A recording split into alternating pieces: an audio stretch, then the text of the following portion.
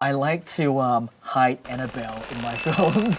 So we can see Annabelle. And yeah, you see Annabelle in the first movie, right? And I felt like the fans really enjoyed that, so I felt like I want to do it again. And so Annabelle has a cameo, like a small Easter egg, but if you blink, you'll miss it.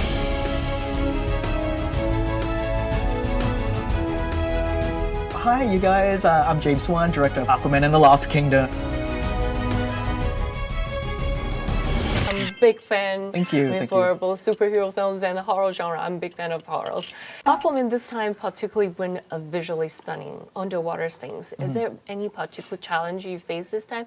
And how do you make sure Aquaman has your own personal touch? We discovered a lot of the challenges on the first film. Right. That's the advantage about a sequel is you kind of like work things out. On the first movie, there was a lot of exploration that we had to do. And so the second one was a lot smoother in that respect.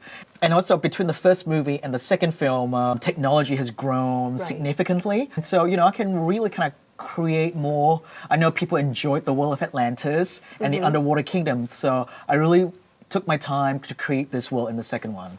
You're very good at making horror films. Did the experience of making horror films cultivate with the superheroes one? I would say just naturally because Aquaman takes place in the underwater world and basically takes place in a fantasy world. So because it's fantasy and it doesn't really take place in the everyday world, I can kind of do whatever I want, and so. For example, well, just the fact that obviously, as you pointed out, I'm a big fan of scary movies and scary stories, so I can kind of lean a little bit that way. And the ocean, as we know, can be a scary place.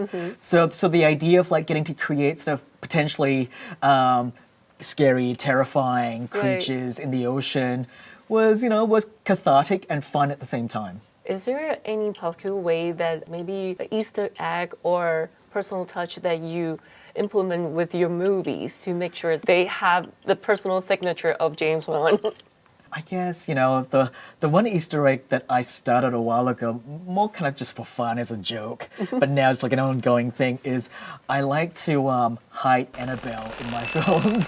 So we can see Annabelle? And yeah, you see Annabelle in the first movie, and I felt like, the fans really enjoyed that, so I felt like I want to do it again. And so, Annabelle has a cameo, like a small Easter egg, but if you blink, you'll miss it.